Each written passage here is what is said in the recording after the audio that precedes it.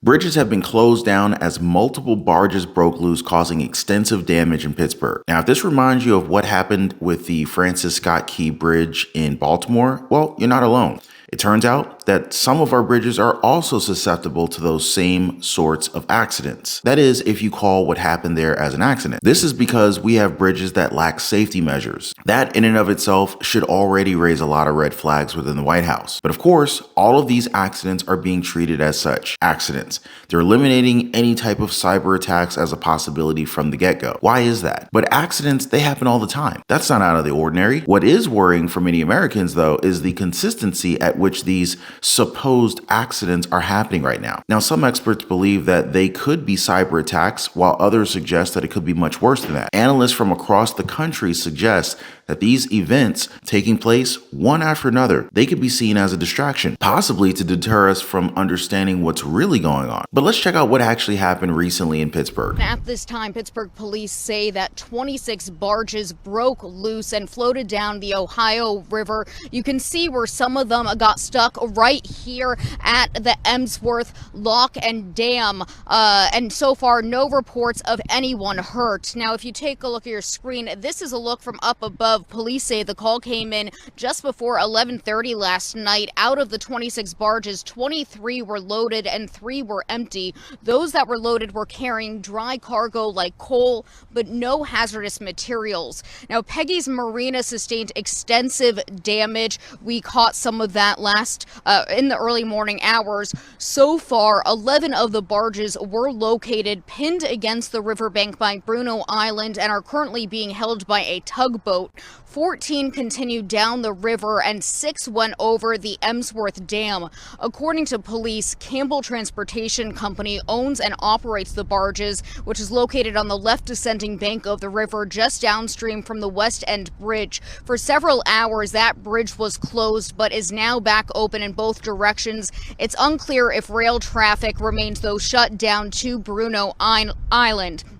Now, we've also seen some traffic back on the McKees Rocks Bridge as well, but have not confirmed whether it's back open in both directions. Granted that this is all supposedly happening because of a flood, but you have to think that precautions were put in place to prepare for such a hazard, because it's absolutely insane to think that these barges went under bridges and even over dams. This has led many critics to believe that there's something more to this story, and they're all happening the same year as the 2024 presidential elections. Is this meant to distract us from what's really going on? Because many onlookers say that a barge or two floating down the river would be an accident, but 26 barges, that's a lot of barges. And again, we're seeing the same pattern here where bridges are being closed due to the danger that these events present to the public. Bridges are a key element to any country's economy. It makes transportation of people as well as goods that much faster. With the case of the Scott Key Bridge in Baltimore, not only did it cause billions of dollars of damage, it's also expected that the American taxpayers will be sent the bill,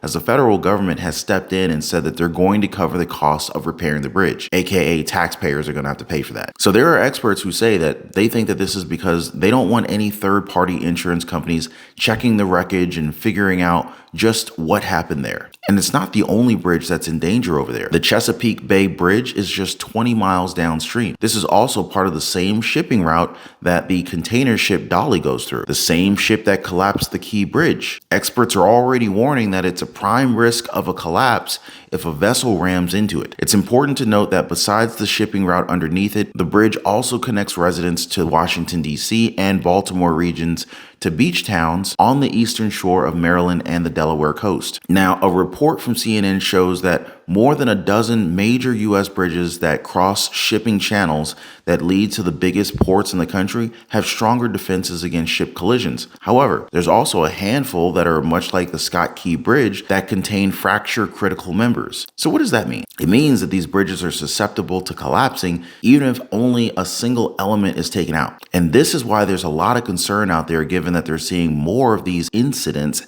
happening across the country. This reminds me of something that was reported back in March. So a report showed that We have cargo cranes in our ports that can be potentially used as spy equipment. The cranes were built by a Chinese manufacturer, but has since been considered a security risk. More than 12 cellular modems that can be used remotely were found in these cranes. Now, you would think that we wouldn't have that many cranes that were made from China, but that's not the case. Our ports use just under 80% of ship-to-shore cranes that were made by the same company. And although the Biden administration has already announced that they're investing $20 billion to replace these cranes, it doesn't mean that the damage hasn't been done.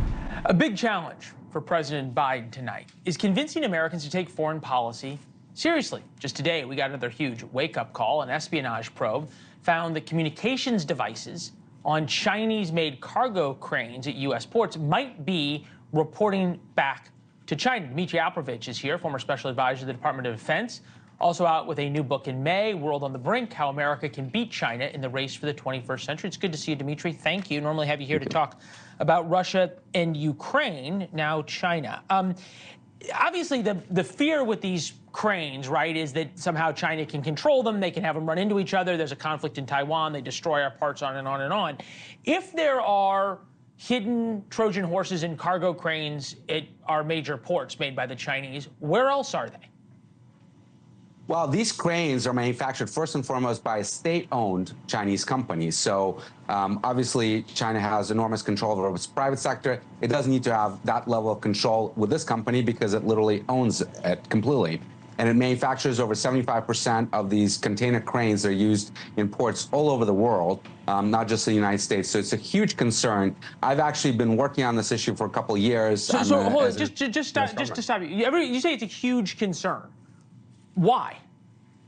Well, a couple of things. One, there have been communication devices, as you said, that have been found on these cranes. They can be remotely controlled. First of all, for intelligence collection purposes, you can use it to figure out what is going on in a port. And then you might have the ability to actually destroy that infrastructure and prevent logistics, for example, from flowing into the Indo-Pacific if there's some sort of conflict with China. Cyber warfare is on the table if we're talking about China. We know that they've tried and succeeded in hacking different parts of our critical infrastructure. Now, I'm not saying that the incidents that we're seeing can be pinned on a particular country, but the idea that a foreign nation can go into our system and kind of mess with our infrastructure, it's a real threat. It's a direct threat to Americans across the nation because we're going to be the ones that would ultimately be affected directly. And while all of this is happening, we know that tensions are running high in between Israel and Iran.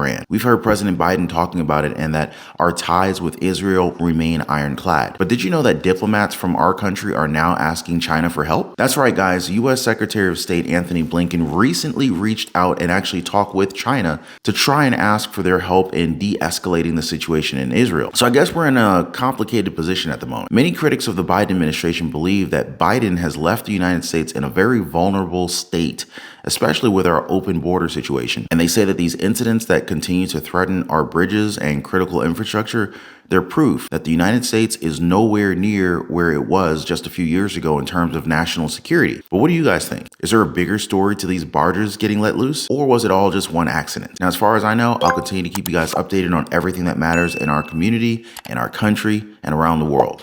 I want to thank y'all for hitting the like button. Thank you so much for sharing these videos, and I'll see you on the next one.